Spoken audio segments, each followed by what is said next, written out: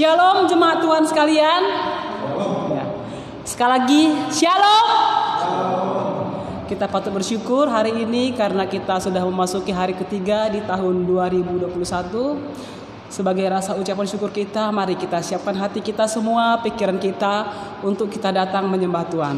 Sebelum kita mulai ibadah kita, mari kita bersaat teduh sejenak.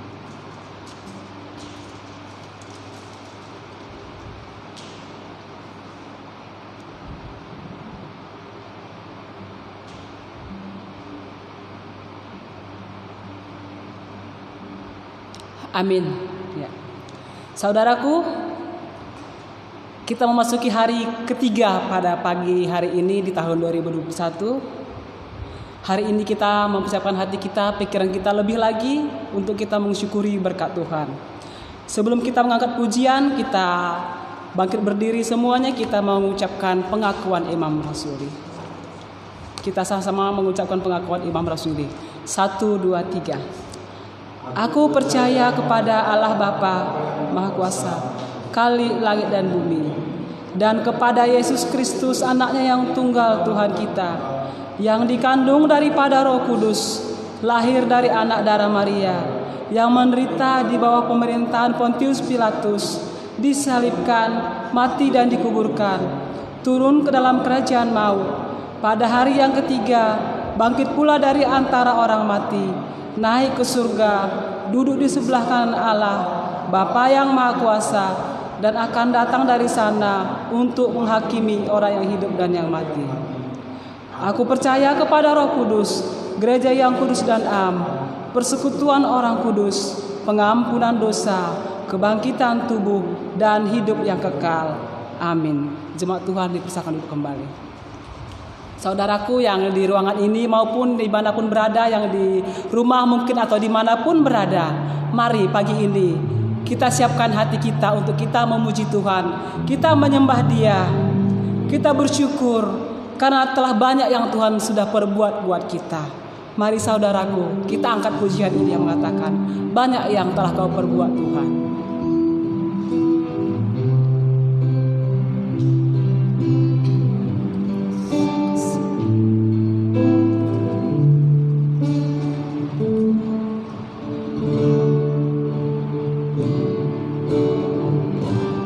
Banyak yang Kau perbuat di dalam hidupku, rancangan indahmu terjadi di hidupku. Bapa yang mengerti, Bapa yang mengerti segala yang ku perlu.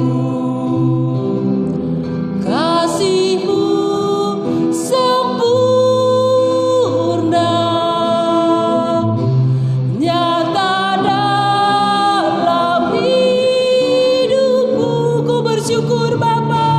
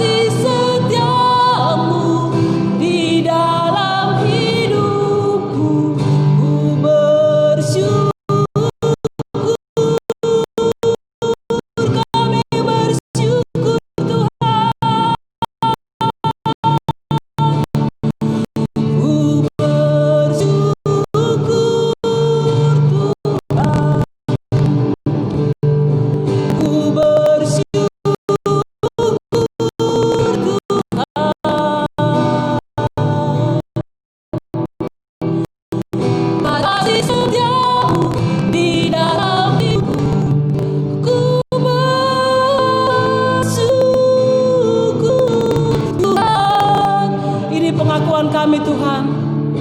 Banyak sekali yang telah Engkau perbuat dalam kehidupan kami ya Bapa. Pagi ini kami mau bersyukur, kami mau sembah Engkau ya Bapa, karena hanya itu yang dapat kami persembahkan. Sekali lagi kita angkat pujian ini, saudaraku. Banyak yang kau berbuat di dalam hidupku. Rancangan indahmu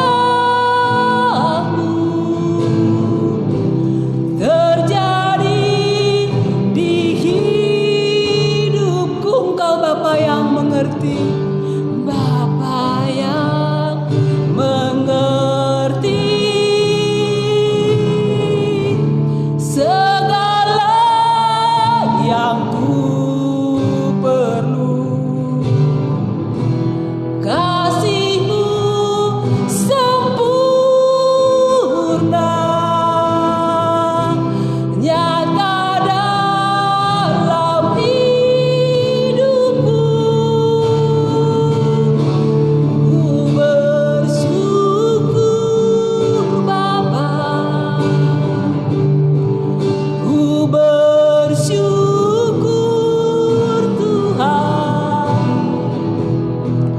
buat kasih setiamu di dalam hidupku. Ku bersyukur, kami bersyukur Bapa. Ku bersyukur Bapa, ku bersyukur Tuhan, buat kasih setiamu di dalam hidupku. Ku bersyukur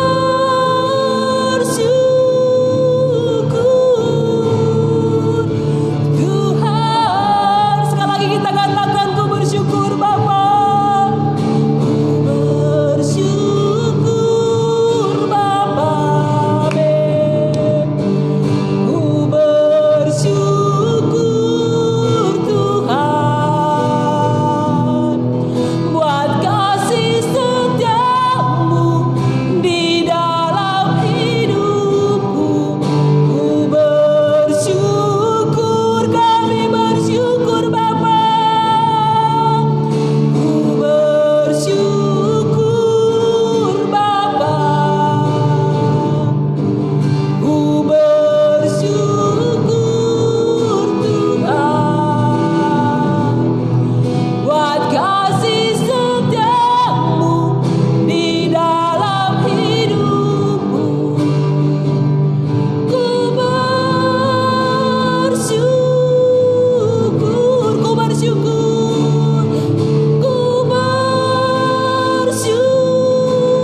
ku bersyukur Bapa. Ku bersyukur Tuhan.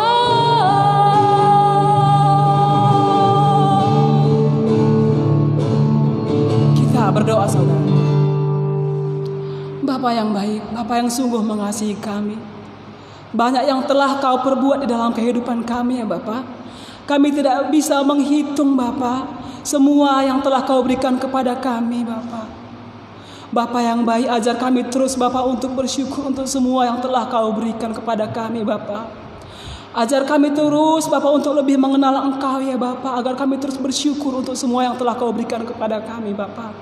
Terlebih Bapa pagi ini Bapa, kami kembali ada Bapa pagi ini sebagaimana kami ada. Itu semua karena anugerah-Mu ya Bapa. Terima kasih buat kasih-Mu Bapa yang baik. Terima kasih Bapa. Sungguh ya Bapa, Kau luar biasa. Engkau Bapa yang ajaib Bapa. Kembali kami akan syukur Bapa. Setahun bisa kami lalui Bapa. Kami boleh terus bersama-sama dengan Engkau. Memang tidak gampang ya Bapa, tapi karena kami anak-Mu, kami sungguh bersyukur. Kami bersuka cita melalui semuanya itu ya Bapa. Dan pagi ini Bapa, kami kembali menyerahkan segala hidup kami ya Bapa. Sepanjang tahun ke depan, kami tidak tahu Bapa apa yang akan kami hadapi. Tapi ketika kami ada bersamamu ya Bapa, kami adalah anak-anakmu, kami terus bersuka cita.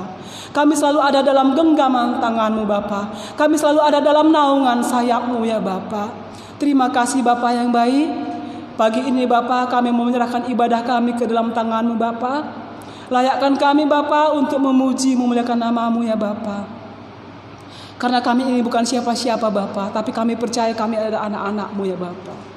Pagi ini kami mau bersatu hati Bapa di ruanganmu yang kudus ini, bahkan dimanapun anak-anakmu berada pada pagi hari ini Bapa. Kami mempersiapkan hati kami, pikiran kami hanya untuk memuji, memuliakan namamu.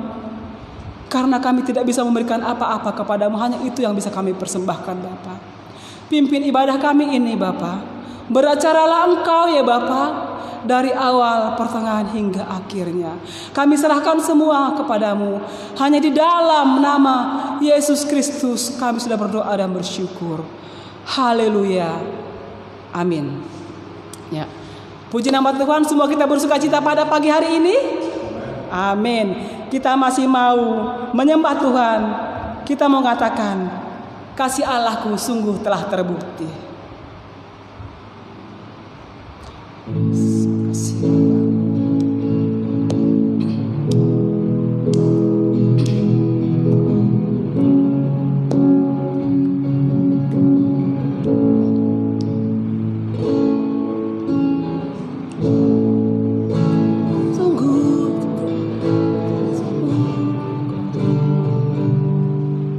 Kasih Allahku sungguh telah terbukti ketika Dia serahkan anaknya. Kasih Allah mau berkorban bagi kau dan aku. Tak ada kasih seperti kasih-Mu. Kita katakan sekali lagi, kasih Allahku sungguh telah terbukti. Kasih Allahku sungguh telah terbukti ketika Dia serahkan anaknya. Kasih Allah mau berkorban bagi kau dan aku. Tak ada kasih seperti kasih-Mu. Ku bersyukur Bapa, bersyukur, bersyukur, bersyukurlah, bersyukur karena kasih setia-Mu. Ku sembah, ku sembah, ku sembah dan ku sembah selama hidupku. Ku sembah Kau Tuhan. Sekali lagi kita akan puji ini sungguh-sungguh dari dalam hati kita. Kita mau katakan, kasih Allahku sungguh telah terbukti ketika Dia serahkan anaknya. Kasih Allah mau berkorban bagi kau dan aku. Tak ada kasih seperti kasih-Nya.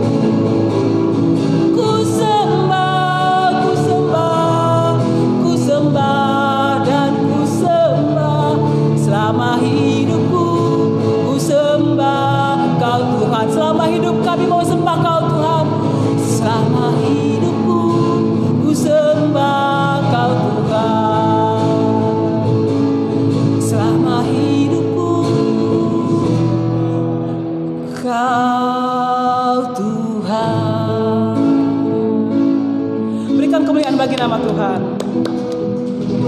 Puji nama Tuhan. Pagi ini kita akan membacakan firman Tuhan sebagai nats pembimbing kita nanti dalam firman Tuhan. Kita mau baca firman Tuhan dari Ibrani 11 ayat 1 sampai 6. Untuk menghormati firman Tuhan, saya undang semua jemaat Tuhan untuk bangkit berdiri. Kita akan membacanya bersama-sama dari Ibrani 11 ayat 1 sampai 6. Judul perikopnya ialah saksi-saksi imam. Kita sama-sama membacanya mulai dari ayat 1. 1, 2, 3. Imam adalah dasar segala sesuatu yang kita harapkan dan bukti dari segala sesuatu yang kita lihat. Sebab oleh imamlah telah diberitakan kesaksian kepada nenek moyang kita. Karena iman kita mengerti bahwa alam semesta telah dijadikan oleh firman Allah, sehingga apa yang kita lihat telah terjadi dari apa yang tidak dapat kita lihat. Karena Imam Habel telah mempersembahkan kepada Allah korban yang lebih baik daripada korban Kain. Dengan jalan itu ia memperoleh kesaksian kepadanya bahwa ia benar, karena Allah berkenan akan persembahannya itu, dan karena iman ia bisa berbicara sesudah ia mati. Karena iman Henok terangkat supaya ia tidak mengalami kematian, dan ia tidak ditemukan karena Allah telah mengangkatnya. Sebab sebelum ia terangkat, ia memperoleh kesaksian bahwa ia berkenan kepada Allah. Tetapi tanpa imam, tidak mungkin orang berkenan kepada Allah. Sebab barang siapa berpaling kepada Allah, ia harus percaya bahwa Allah ada, dan bahwa Allah memberi upah kepada orang yang sungguh-sungguh mencari Dia. Berbahagialah orang yang mendengarkan firman Tuhan dan melakukannya dalam kehidupan sehari-hari. Jemaat Tuhan, silahkan duduk kembali. Iya. Pagi ini kita mau bersorak-sorak, kita mau beria-ria memuji Tuhan. Kita mau katakan segala puji syukur hanya bagi Tuhan. Saya undang sekali lagi jemaat Tuhan untuk bangkit berdiri.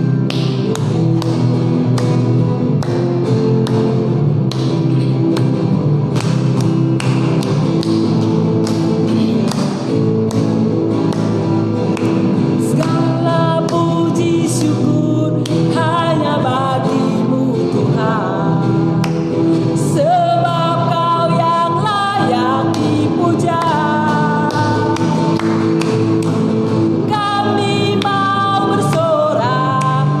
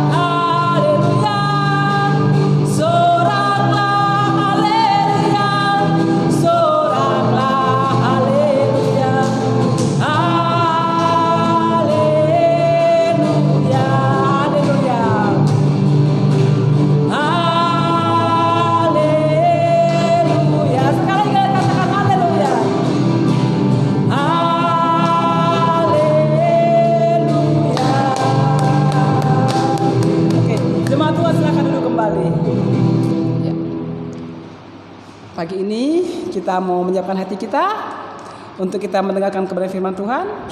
Sebelum kita mendengarkannya, kita mau angkat satu pujian mengatakan, pribadi yang mengenalku.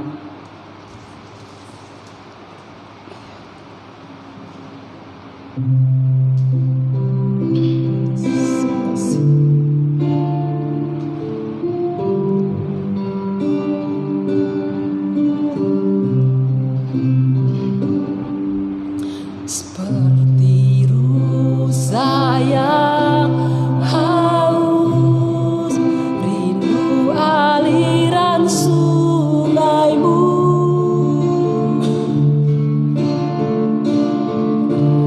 Hatiku tak tahan menunggumu.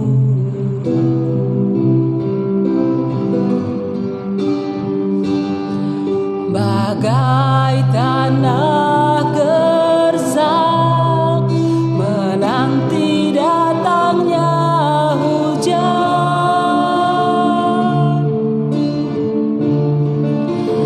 begitupun jiwaku, Tuhan.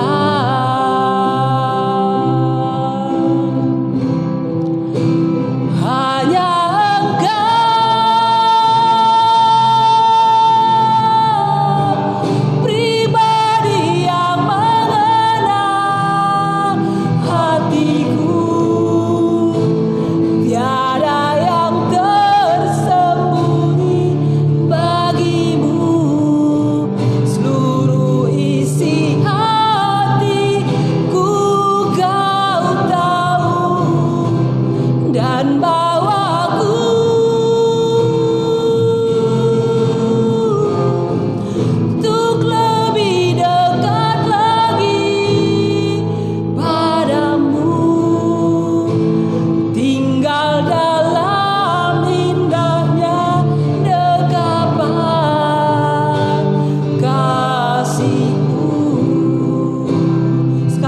pujian ini.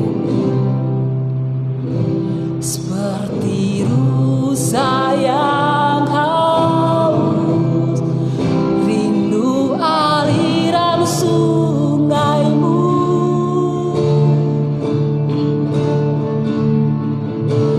Hatiku tak tahan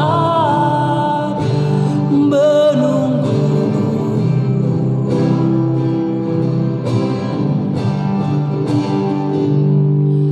Bagai tanah gersang menanti datangnya hujan,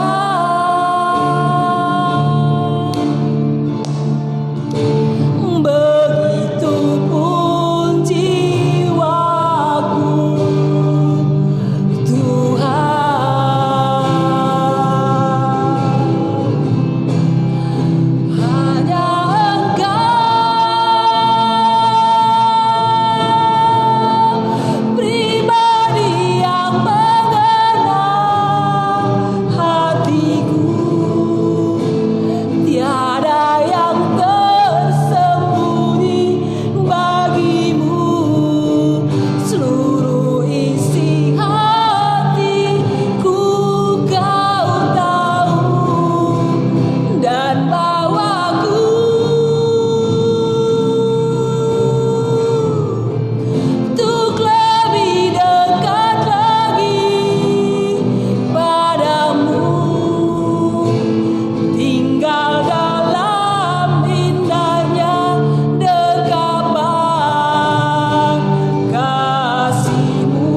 Hanya Engkau pribadi yang mengenal kami, Tuhan. Hanya Engkau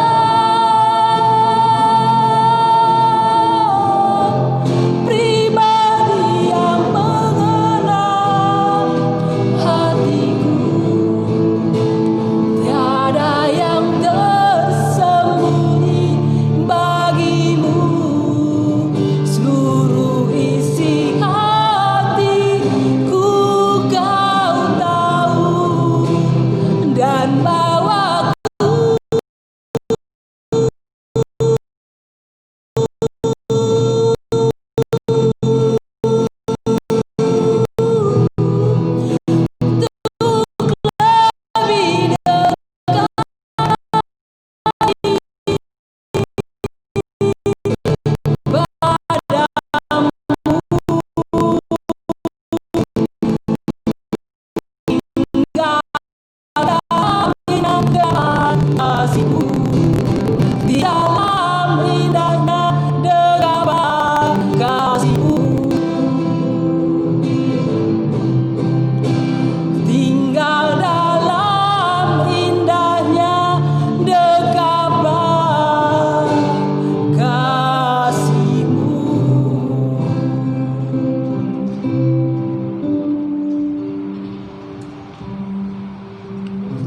Mari kita berdoa. Bapa yang baik, terima kasih. Hari ini kami ada semua karena anugerah-Mu Tuhan. Terima kasih banyak Bapa. Kami boleh memuji-muji Engkau, menyembah Engkau, sebab hanya Engkau Allah yang layak dipuji, layak disembah. Karena Engkau telah menciptakan langit dan bumi serta segala isinya yang boleh kami nikmati. Dan juga Engkau telah menciptakan kami manusia, dan terlebih dari itu, Engkau telah menebus kami dari segala salah dan dosa kami. Terima kasih Tuhan. Waktunya kami akan mendengarkan pengajaran dari apa yang telah Engkau firmankan di dalam kitab suci. Beri kami hikmat pengertian untuk boleh mengerti akan keajaiban firman-Mu. Dan terlebih dari itu, berikan kami kekuatan, komitmen untuk melakukan firman-Mu dalam keseharian kami. Dalam nama Tuhan Yesus firman yang hidup. Amin. Shalom. Ya, selamat pagi ya. Kita bersyukur hari ini kita boleh berada di minggu pertama, hari yang ketiga di tahun baru, tahun 2021 ya. Tidak terasa 3 hari telah berlalu di tahun baru ini. Nah, Bapak Saudara, dari pembacaan kita tadi dalam Ibrani pasal 11 ayat 1 hingga 6 yang oleh Lembaga Alkitab Indonesia diberikan judul Saksi-saksi Iman. Ya, apa yang sudah kita baca tadi, kita akan merenungkan dengan tema melihat dengan iman. Nah, apa yang kita baca tadi Bapak Saudara itu secara keseluruhan dari ayat 1 hingga ayat yang ke-40 itu menceritakan bagaimana orang-orang yang menjalani hidup mereka yang boleh menyatakan iman mereka kepada Allah. Sehingga mulai dari kisah Kain dan Habel sampai kisah para rasul yang boleh menjalani hidup mereka sebagai bukti bahwa mereka beriman kepada Allah. Nah, Bapak Saudara, kalau kita berbicara tentang iman, ini sangat sulit ya. Kenapa?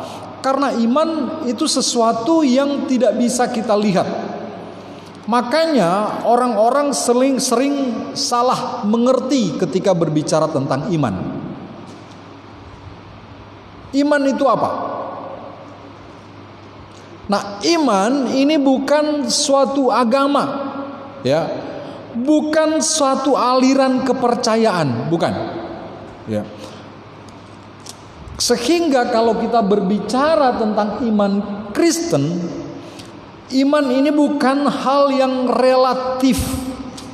Bukan keyakinan yang relatif dari diri manusia tanpa dasar yang mutlak, tidak. Jadi ingat Bapak Saudara, iman itu bukan berbicara tentang agama atau tentang aliran kepercayaan. Kadang-kala kalau kita ditanya, Bapak Ibu orang beriman? Ya kita berkata, iya. Artinya orang ini sedang bertanya tentang apa? Tentang agama. Apakah Anda seorang beriman? Apakah Anda seorang yang beragama? Ya, terkadang seperti itu. Tapi sekali lagi saya mau katakan ini sangat berbeda. Ada orang yang memiliki agama, tapi dia tidak beriman terhadap apa yang dia yakini, apa yang diajarkan di dalam agama-agama tersebut. Itu berbeda banget. Nah, untuk itu mari kita lihat bersama. Di dalam ayat yang pertama yang sudah kita baca tadi, di situ iman dikatakan apa? Iman adalah dasar dari segala sesuatu yang kita harapkan dan bukti dari segala sesuatu yang tidak kita lihat. Wow, ini ajaib sekali. Iman ini apa? Segala sesuatu yang kita harapkan. Apa yang kita harapkan? Segala sesuatu apapun yang kita harapkan itu bisa menjadi sebuah iman dalam kehidupan kita. Dan yang kedua, bukti dari segala sesuatu yang tidak kita lihat. Yang tidak kita lihat itu bisa kita buktikan melalui apa? Iman. Nah, sehingga ketika kita berbicara tentang iman Kristen, segala sesuatu yang kita harapkan dan segala bukti yang tidak kita lihat tetapi kita mampu nyatakan, itu semua ada di dalam Kristus Yesus Tuhan. Jadi kita mengharapkan sesuatu di dalam Kristus Yesus Tuhan. Dan kita bisa membuktikan segala sesuatu iman kita di dalam Kristus Yesus Tuhan. Jadi ingat sekali lagi Bapak Saudara, iman itu dasar, segala sesuatu itu dasar, fondasi dari apa yang kita harapkan. Nah, fondasi yang kita harapkan itu harus diletakkan di dasar iman yang benar. Siapa dasar iman yang benar? Siapa? Siapa Fir? Siapa dasar iman yang benar? Yesus Kristus Tuhan. Makanya Paulus bilang apa? Orang bisa membangun apa saja di atas bangunan yang sementara dibangun, tetapi dasarnya nggak boleh salah. Dasarnya hanya satu, yaitu siapa? Yesus Kristus. Sedangkan setelah kita mau bangun di atas dasar iman itu apapun, itu tergantung, terserah dengan kita. Karena sekali lagi harapan kita menjalani hidup ini berbeda-beda. Tetapi ingat, apapun yang kita harapkan, apapun yang kita mau buktikan, kita harus mendasarkannya di dalam siapa? Yesus Kristus Tuhan. Tidak boleh punya dasar yang lain. Makanya iman dalam ayat ini itu didefinisikan secara fungsi. Ya, bukan filosofis. Ini iman didasarkan pada tindakan. Makanya kalau kita baca di dalam kitab Yakobus jelas sekali dia bilang apa? Yakobus pasal 2. Ada orang bilang beriman, percaya kepada Tuhan. Dia beriman bisa menolong orang, tetapi itu hanya sampai di iman, tidak sampai pada tindakan. Orang akan bisa mengenal Tuhan dan orang tidak akan bisa merasakan kasih Tuhan kalau hanya kita bilang saya mengasihi engkau, tetapi ketika dia kedinginan kita tidak berikan dia selimut. Pergilah dengan damai sejahtera, tapi dia pergi dengan tangan kosong, kita diberikan dia bekal. Orang tidak akan melihat iman yang sesungguhnya.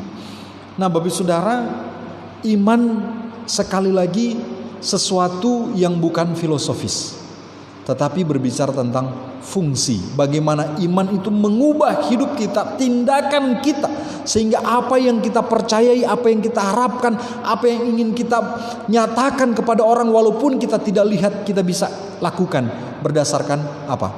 Iman. Walaupun terkadang sulit Bapak Saudara, kalau kita ingin memperlihatkan sesuatu yang tidak kita lihat. Bisa enggak kita memperlihatkan sesuatu yang tidak kita lihat? Nah, bagaimana ini? Nata, bisa enggak? Perlihatkan sesuatu yang tidak kita lihat. Ini sama, ketika kita ingin membuktikan sesuatu yang tidak kita lihat, bagaimana caranya? Kalau di pengadilan, di persidangan, setiap kali bukti yang harus disampaikan, diajukan, itu ada nyata, bisa dilihat, bisa disaksikan, itu bukti. Nah, bagaimana kita bisa membuktikan apa yang tidak kita lihat? Dengan iman kita, melalui tindakan-tindakan kita.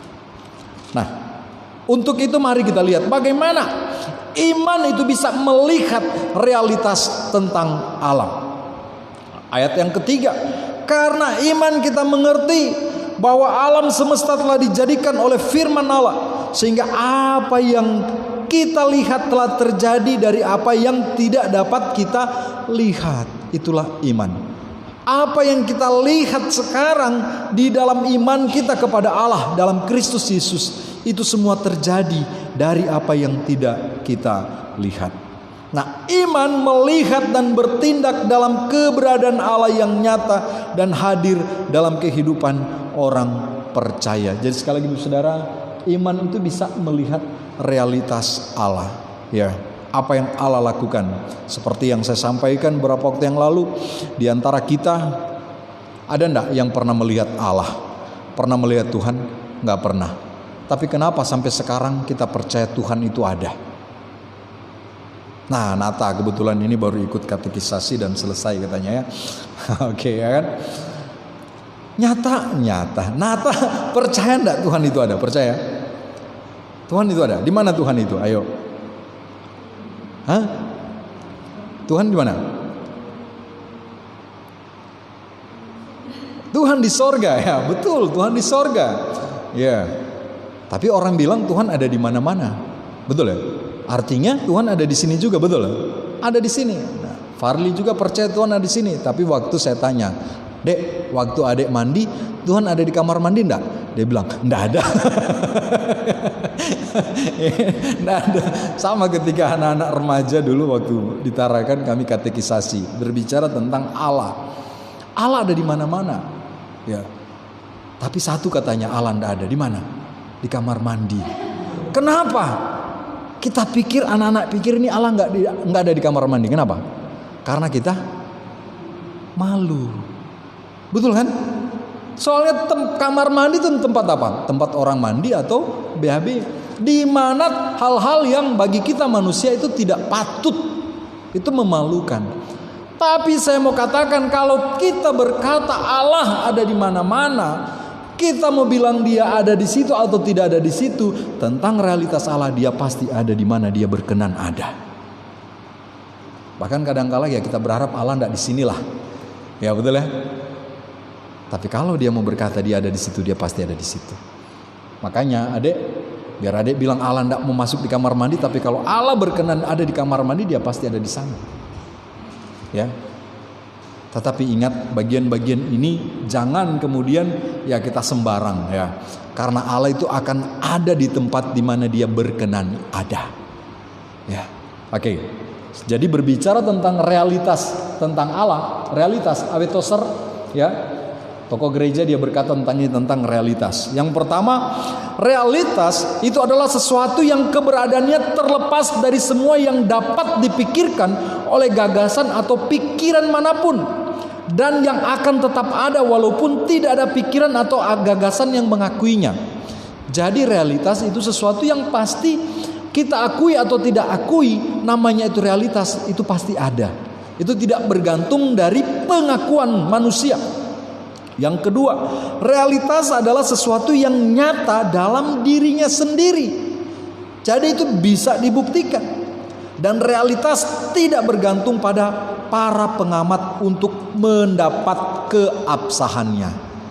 Jadi realitas Allah itu jelas. Kita mau percaya Tuhan atau enggak, Tuhan itu tetap ada. Ya. Terkadang ya kalau kita di tempat-tempat yang baik, kita berharap Tuhan ada. Kita berada di tempat-tempat yang menyedihkan, ketika kita berduka, kita sangat berharap Tuhan ada, betul ya? Tapi terkadang kalau kita berada di tempat yang menyenangkan hati kita, kadang-kala kita berharap Tuhan jangan ada di sini, betul ya? Kenapa? Nanti kalau Tuhan ada di sini, hal yang saya sedang nikmati, hal yang sangat menyenangkan ini Tuhan interupsi, wah jadi nggak mengenakan, betul ya? Kalau di gereja kita harap Tuhan ada. Di rumah sakit apalagi. Ya, tapi bagi yang senang ke bar, ke pub, ketika lagi dugem, apalagi lagi tinggi-tingginya itu, berharap Tuhan nggak ada di sinilah ya. Apalagi berada dengan ya will-nya, gitu. Bersama dengan pasangan selingkuhannya. Dia sangat berharap Tuhan itu nggak ada, betul ya. Walaupun dia tahu Tuhan ada. Tapi dia berusaha untuk menghilangkan supaya Tuhan itu tidak ada. Nah, itu celaka. Ya. Nah biasanya kita manusia seperti itu. Oke. Dari apa yang sudah kita baca tadi, mari kita lihat beberapa hal. Iman dalam Kristus, ketika kita melihat dalam iman, itu akan memampukan kita melihat kemuliaan kekal yang melebihi segala-galanya di balik penderitaan yang sedang kita alami saat ini. Kalau kita baca selanjutnya di ayat 17 hingga ayat yang ke-40, di situ jelas sekali diceritakan bagaimana tokoh-tokoh Alkitab yang mengalami penderitaan, mengalami kesusahan, tapi mereka terus maju dan maju. Kenapa? Karena mereka sedang melihat tempat kekal yang disediakan Allah bagi mereka. Ayat 17, karena iman maka Abraham tatkala ia dicobai, dia mempersembahkan Ishak. Yang telah menerima janji itu, dia rela mempersembahkan anaknya, walaupun kepadanya telah dikatakan keturunan. Yang berasal dari Ishaklah yang akan disebut keturunanmu. Kenapa? Karena ia berpikir bahwa Allah berkuasa membangkitkan orang-orang sekalipun dari antara orang mati. Dan dari sana ia seakan-akan telah menerimanya kembali. Selanjutnya Bapak Saudara, dari Ishak, Yakub, Yusuf, ya, sampai Musa. Di situ jelas sekali orang-orang bahkan lebih suka menderita sengsara sebagai umat Allah daripada sementara menikmati kesenangan dari dosa. Kenapa? Karena mereka melihat ada satu tempat kekal. Di sana Allah menyediakan yang terbaik bagi mereka. Bapak Saudara, sama dengan Allah. Kita nggak pernah lihat. Tapi sekarang pun sama juga dengan sorga. Betul. Ada nggak yang percaya sorga? Ada enggak yang pernah lihat sorga? Nata, kemarin waktu belajar ada ya, sorga ada ya, dipelajari ya? Ada. Tadi kan Nata bilang Allah di sorga. Nah, pasti Nata tahu kan karena dia di sorga. Nah, pertanyaan sekarang, sorga itu di mana? Pepatah bilang sorga ada di bawah telapak kaki ibu, betul ya? Itu enggak benar. Itu hanya mengingatkan kita, peribahasa itu mengingatkan kita supaya kita menghormati orang tua. Apalagi ibu yang melahirkan kita, ya. Tapi bukan berarti kemudian kita enggak menghormati bapak, ya enggak ya. Kalau saya mungkin bilang sorga itu ada di kalau ibu kan di bawah telapak kaki. Kalau bagi bapak-bapak, sorga itu ada di telapak tangan bapak, gitu ya. Ya Dek ya, setuju deh ya. Karena tangan bapak itu banyak mengajar anak-anak berjalan untuk menuju ke sorga, ya. Oke. Di dalam 2 Korintus pasal 4 ayat 17, ya. Penderitaan ringan yang sekarang mengerjakan bagi kami kemuliaan kekal yang melebihi segala-galanya, jauh lebih besar daripada penderitaan kami. Bapak Saudara, mengapa orang-orang yang percaya kepada Kristus, gereja mula-mula di mana kemudian catatan kitab suci ditulis, mereka berani dan bersedia menderita bagi Kristus? Mengapa? Karena mereka tahu penderitaan yang mereka alami di dunia sekarang itu merupakan penderitaan ringan yang tidak sebanding dengan apa? Kemuliaan kekal yang disediakan Allah bagi kita kelak, ya. Makanya mereka terus dan terus berjuang di dalam iman mereka. Yang selanjutnya, iman memampukan kita melihat rancangan Allah yang lebih baik daripada apa yang kita harapkan. Oleh karena iman, dalam pasal 17, ayat 17 tadi, Abraham merelakan mempersembahkan anaknya Ishak. Kenapa dia rela mempersembahkan? Karena dengan iman dia tahu bahwa apa yang Allah sediakan bagi dia itu lebih baik daripada apa yang dia harapkan. Ya, kalau kita melihat kisah itu, Bapak Saudara, itu sangat aneh sekali. Allah menjanjikan memberikan seorang anak kepada Abraham di usianya yang tua, yang mustahil untuk mendapatkan anak. Tetapi kemudian Allah juga meminta untuk mengambil anaknya dari Abraham, dan Abraham rela memberikannya. Saya nggak tahu Pak Yani ya, rela nggak kalau Tuhan minta Nata gitu ya, untuk dipersembahkan gitu ya. Rela nggak kira-kira ya? Bapak Saudara, Abraham dan Sarah dia sangat mengasihi Ishak. Dan saya bisa membayangkan, dan Bapak Saudara kita juga bisa membayangkan bagaimana ketika kita diminta untuk mempersembahkan hal yang paling kita sayangi, yang paling berharga dalam kehidupan kita. Itu pasti berat. Tapi saya mau katakan, kalau kita mau melihat dengan iman, percayalah, ketika Allah meminta, Allah menuntut, itu tidak akan melelah, juga sedang menyediakan apa yang lebih untuk digantikan, untuk diberikan kepada kita. Kalau minta kepada kita, itu kemungkinan besar Allah mau menggantikan sesuatu yang lebih baik bagi kita. Jadi ketika Allah meminta, relakanlah itu, ya, relakan itu. Oke, selanjutnya ini tadi, iman memampukan kita melihat kota kekal yang dipersiapkan Allah yang jauh lebih baik daripada tempat kita saat ini. Tadi saya sudah sampaikan ya. Nah, bagaimana supaya iman kita semakin kuat. Di ayat pasal 10 kitab Roma ayat yang ke-7. Iman timbul dari apa? Pendengaran, dan pendengaran oleh firman Kristus. Bapak Saudara, kita kadang-kala ketika membaca sesuatu atau mendengar biografi orang-orang yang berhasil, kita kadang-kala termotivasi. Wah, saya pingin seperti dia. Betul ya? Kalau kita mau menjadi seperti orang-orang ini, yang boleh bertahan ketika mereka mengalami penderitaan yang berat, boleh bertahan ketika mengalami ujian yang sangat berat, dan mereka boleh berhasil meraih harapan-harapan mereka. Kuncinya satu, ini ya, tambahkanlah iman kita. Bagaimana supaya iman kita semakin kuat? Satu, rajin-rajin dengar firman Tuhan. Karena iman timbul dari pendengaran, dan pendengaran oleh firman Kristus. Kalau iman kita mau semakin kuat, kuncinya cuma satu. Rajin-rajin dengar firman Tuhan. Rajin-rajin baca kitab suci. Ya.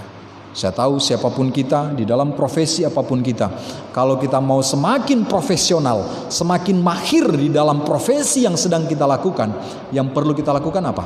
Belajar banyak tentang hal profesi yang sedang kita jalankan. Kalau kita ingin profesional, ingin hebat dalam profesi yang kita jalankan, tapi kita tidak menekuni, kita tidak menambah pengetahuan tentang apa yang sedang kita jalankan, maka kita bukan semakin bertambah, tapi semakin berkurang. Demikian juga dengan iman kekristenan kita. Kalau kita mau iman kita semakin kuat, semakin kokoh, maka yang perlu kita lakukan ini, rajin-rajinlah mendengarkan firman Tuhan. Rajin-rajinlah baca kitab suci. Rick Warren dia berkata gini, mustahil menjadi sahabat Allah tanpa mengetahui apa yang dia firmankan. Anda tidak bisa mengasihi Allah sebelum Anda mengenalnya, dan Anda tidak bisa mengenalnya tanpa mengenal firman Tuhan. Tanpa mengenal firman Tuhan, gak mungkin kita bisa menyenangkan Tuhan. Kita bisa melayani Tuhan dengan semangat apapun yang kita lakukan, tetapi tanpa pengenalan yang benar dengan Tuhan, maka apa yang kita lakukan itu sangat ironis sekali. Akhirnya saya ingin memperlihatkan kepada kita pentingnya itu iman. Di ayat yang ke-6, mari kita baca bersama ayat yang ke-6, sama-sama 3. Tetapi tanpa iman tidak mungkin orang berkenan kepada Allah. Sebab barang siapa berpaling kepada Allah, ia harus percaya bahwa Allah ada, dan bahwa Allah memberi upah kepada orang yang sungguh-sungguh mencari Dia. Dua bagian penting dalam iman ini. Yang pertama apa? Tidak mungkin orang berkenan kepada Allah tanpa iman. Jadi kalau tanpa iman kepada Kristus Tuhan, tanpa pengharapan kepada Kristus Tuhan, maka kita tidak akan mungkin bisa berkenan kepada Allah. Dan yang kedua, ingat Bapak Saudara, Allah memberi upah kepada orang yang sungguh-sungguh mencari Dia. Ya. Lagu tadi itu sangat indah sekali. Ya, seperti rusa yang haus merindukan air. Rusa kalau dia sudah haus, dia dengar bunyi air, dia akan terjang. Dia akan berusaha melewati bukit bebatuan apapun, dia akan berusaha untuk mencapai air tersebut. Untuk apa? Memuaskan dahaganya. Demikian juga dengan kita. Kiranya bagian firman Tuhan ini boleh menguatkan kita.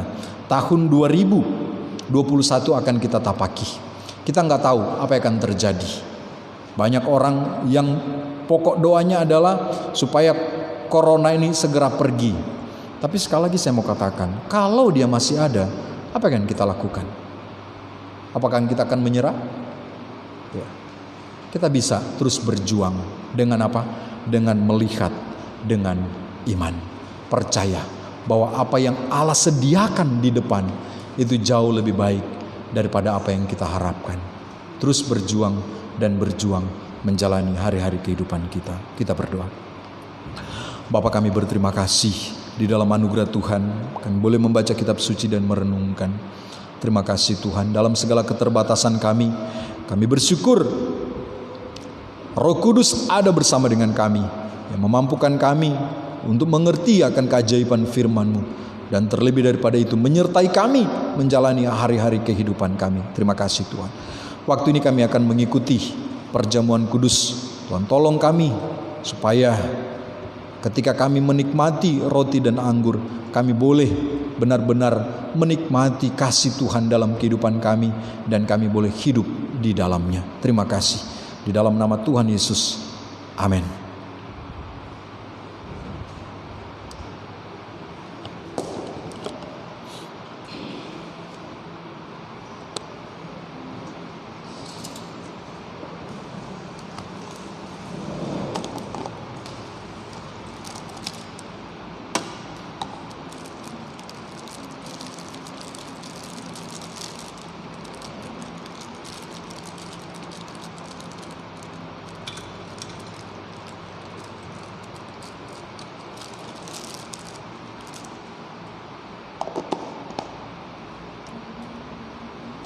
Baik, Bapak Saudara, kita akan mengikuti perjamuan.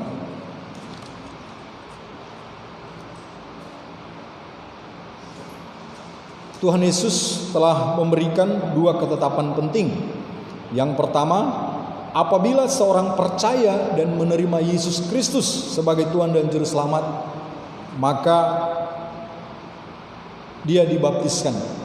Dan yang kedua, setiap orang yang percaya kepada Yesus Kristus, orang-orang percaya yang berkumpul bersama-sama, Yesus memerintahkan untuk makan dan minum dari perjamuan kudus sebagai peringatan akan apa yang telah dilakukannya di kayu salib bagi keselamatan manusia. Nah, pada hari ini sesuai dengan perintah Tuhan Yesus, kita akan makan dan minum dari perjamuan Tuhan sebagaimana dinyatakan dalam firman Tuhan. Dalam Lukas pasal 22, 15 hingga 20. Firman Tuhan, katanya kepada mereka, aku sangat rindu makan Paskah ini bersama-sama dengan kamu sebelum aku menderita. Sebab aku berkata kepadamu, aku tidak akan memakannya lagi sampai ia beroleh kegenapannya dalam kerajaan Allah. Kemudian ia mengambil sebuah cawan, mengucap syukur lalu berkata, ambillah ini dan bagikanlah di antara kamu, sebab aku berkata kepada kamu, mulai dari sekarang ini aku tidak akan minum lagi hasil pokok anggur sampai kerajaan Allah telah datang. Lalu ia mengambil roti, mengucap syukur, memecah-mecahkannya dan memberikannya kepada mereka. Katanya, inilah tubuhku yang diserahkan bagi kamu. Perbuatlah ini menjadi peringatan akan aku. Demikian juga dibuatnya dengan cawan sesudah makan. Ia berkata, cawan ini adalah perjanjian baru oleh darahku yang ditumpahkan bagi kamu. Bapak Saudara, perjamuan kudus merupakan lambang dari karya Kristus bagi kita. Roti melambangkan tubuh Kristus. Anggur melambangkan darah Kristus yang ditumpahkan, yang diberikan bagi kita untuk keselamatan kita semua. Walaupun ini merupakan lambang, mari kita mengikuti dengan sepenuh hati kita, dengan mengakui tubuh dan darah Kristus, dan dengan komitmen kita untuk hidup menjadi saksi Kristus. Karena ketika darah dan Kristus menjadi bagian dari hidup kita, itu artinya kita hidup bagi Kristus. Untuk itu, mari kita mengambil waktu teduh sejenak. Kita menguji hati dan pikiran kita masing-masing. Jikalau mungkin ada hal-hal yang tidak berkenan di hadapan Tuhan, ada dosa yang kita lakukan yang belum kita akui di hadapan Tuhan, mari saat ini kita mengakui itu di hadapan Tuhan, dan kita mengakui bahwa di dalam Yesus ada pengampunan dosa, ada keselamatan.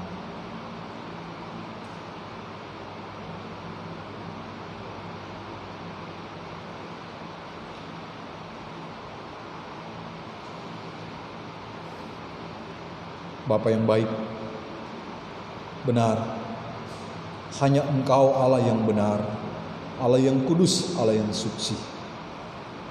Kami umat manusia tidak luput dari salah dan dosa. Ampuni Tuhan. Saya orang yang berdosa dalam pikiran, perkataan, perbuatan, terlalu sering menyakiti hati sesama, menyakiti hati orang lain, dan juga terlebih menyakiti hati Tuhan. Ampuni Tuhan, kasihan kami. Kasihan Tuhan. Hanya di dalam Engkau ada pengampunan dosa. Dan saya percaya Yesus sudah mati di kayu salib menebus salah dan dosa kami.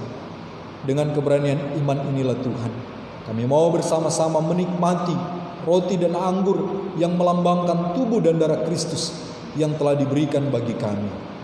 Terima kasih Tuhan. Ini kami menikmati perjamuan kudus di dalam nama Tuhan Yesus Kristus. Oke, mari kita menyanyi dari Kemenangan Iman nomor 40.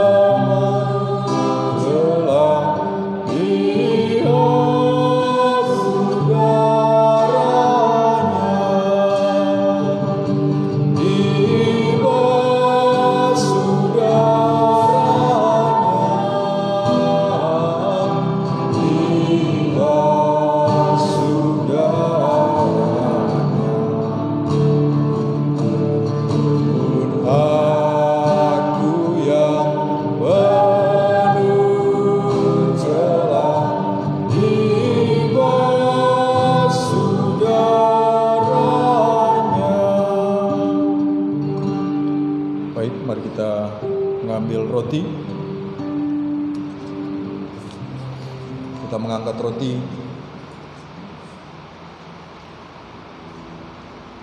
Yesus berkata, "Inilah tubuhku yang diserahkan bagi kamu. Perbuatlah ini menjadi peringatan akan aku." Mari kita makan.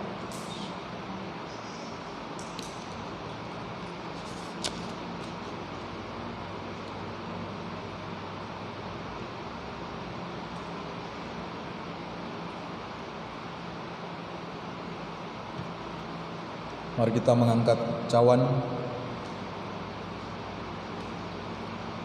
Tuhan Yesus berkata, "Cawan ini adalah perjanjian baru yang dimeteraikan oleh darahku. Perbuatlah ini setiap kali kamu meminumnya menjadi peringatan akan aku." Mari kita minum.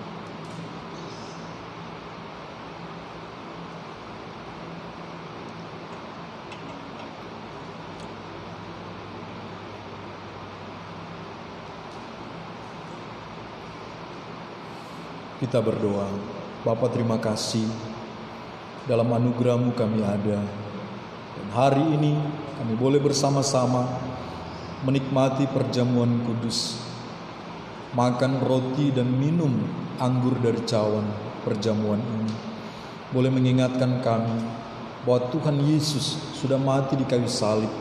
Tubuhnya diserahkan bagi kami, darahnya ditumpahkan untuk kami semua, agar kami beroleh keselamatan. Terima kasih Tuhan untuk semuanya. Tolong kami, biarlah dimanapun kami pergi dan berada, kami boleh hidup sebagaimana perintah-perintah Tuhan, dan kami boleh terus menjadi saksi Kristus. Terima kasih. Bersyukur untuk perjamuan yang boleh kami ikuti bersama pada hari ini. Di dalam nama Tuhan Yesus Kristus. Amin. Kita menyanyikan lagi pujian nomor 46 ayat yang pertama. Tercurah darahnya. Tercurah darah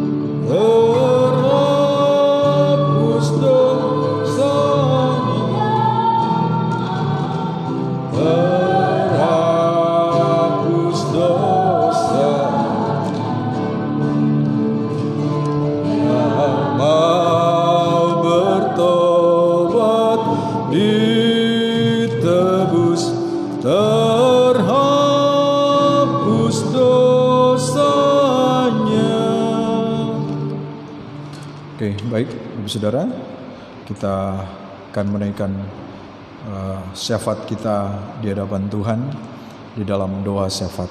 Untuk itu mari kita berdoa.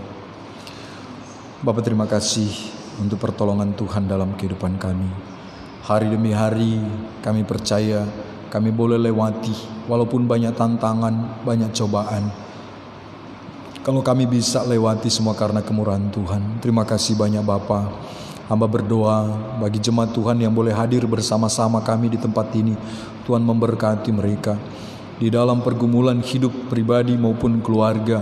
Harapan-harapan mereka ke depan, Tuhan tolong supaya di dalam pertolongan Kristus Tuhan mereka boleh meraih dan melewati semuanya. Demikian juga saudara-saudara kami yang boleh ikut bersama-sama beribadah bersama dengan kami walaupun tidak di tempat ini. Tuhan tolong juga mereka. Apa yang sedang mereka gumulkan hari-hari ini Tuhan tolong. Apa yang menjadi tantangan kehidupan mereka, baik sebagai suami, sebagai ayah, sebagai istri, sebagai ibu rumah tangga, sebagai anak-anak, sebagai orang tua, Tuhan memberkati, menolong, memampukan mereka menjalankan tugas tanggung jawab mereka. Pekerjaan yang sedang mereka geluti, Tuhan tolong beri hikmat kekuatan supaya mereka boleh berhasil mendapatkan kebutuhan, kecukupan melalui pekerjaan yang mereka kerjakan. Demikian juga yang sedang mencari pekerjaan, berusaha mengembangkan pekerjaan yang baru, Tuhan tolong beri hikmat pertolongan Tuhan supaya mereka boleh mendapatkan pekerjaan yang baik, yang tepat, yang bukan saja boleh mencukupkan kebutuhan perekonomian mereka, namun di tempat mereka bekerja, mereka boleh menjadi saksi Kristus Tuhan. Terima kasih Tuhan. Berdoa untuk pemerintah, bangsa dan negara kami, Tuhan berkati. Dari pusat sampai ke pelosok daerah, Tuhan kiranya menolong supaya mereka boleh menjalankan tugas-tugas mereka dengan baik. Setiap tanggung jawab yang Tuhan berikan kepada mereka, biarlah di dalam pertolongan Tuhan, di dalam rasa takut akan Tuhan, mereka boleh menjalankan semuanya. Terima kasih banyak Bapa, terima kasih. Berdoa secara khusus untuk Kota Pekanbaru di mana kami berada, Tuhan tolong. Biarlah Kota Pekanbaru tetap ada di dalam keadaan damai, keadaan aman, tentram, sehingga kami semua warga Kota Pekanbaru yang ada di tempat ini boleh menikmati kebersamaan di dalam anugerah Tuhan. Terima kasih banyak Bapa, terima kasih. Ini kami menyerahkan semuanya ke dalam tangan Tuhan. Di dalam nama Tuhan Yesus Kristus kami berdoa. Haleluya, amin. Baik Bapak Saudara, warta gereja bagi kita semua. Ya, minggu depan kita akan ibadah jam 10 ya, jam 10 hingga jam 11. Untuk pelayanan khusus dan lain-lain bisa menghubungi kami. Oke, terima kasih untuk kehadiran keluarga Pak Yani, Ibu ya. Kita berharap minggu depan tetap masih ada di sini sampai bulan depannya dan seterusnya ya. Oke, terima kasih juga bagi Bapak Ibu Saudara jemaat Tuhan yang boleh bersama-sama dengan kami mengikuti ibadah walaupun melalui media yang ada. Kami sangat senang kita boleh berbagi satu dengan yang lain. Kita akan mengakhiri seluruh rangkaian ibadah kita. Mari kita berdiri. Kita berdoa. Bapa, terima kasih untuk penyertaan-Mu. Kami ada semua karena anugerah Tuhan. Terima kasih. Kesempatan yang istimewa kami boleh gunakan bersama saudara-saudara seiman kami. Bersekutu baik secara langsung maupun melalui media yang ada. Terima kasih Tuhan. Berkat Tuhan melimpah dalam kehidupan kami. Menguatkan kami, memampukan kami menjalani hari-hari kami ke depan. Terima kasih. Sebentar kami akan berpisah dari tempat ini. Kiranya Tuhan menyertai kami di dalam aktivitas yang akan kami lakukan. Menjauhkan kami dari mara bahaya malapetaka. Dan biarlah kami terus diberikan keberanian untuk melakukan perintah-perintah Tuhan dalam hidup kami. Terima kasih. Jemaat Tuhan, arahkanlah hatimu dan terimalah berkat Tuhan. Berkat dari Allah Bapa, anugerah di dalam putranya Tuhan kita Yesus Kristus, tuntunan Allah Roh Kudus menyertai kita senantiasa dari saat ini sampai selama-lamanya. Amin. Silakan duduk. Demikian ibadah kita. Selamat hari Minggu. Tuhan Yesus memberkati.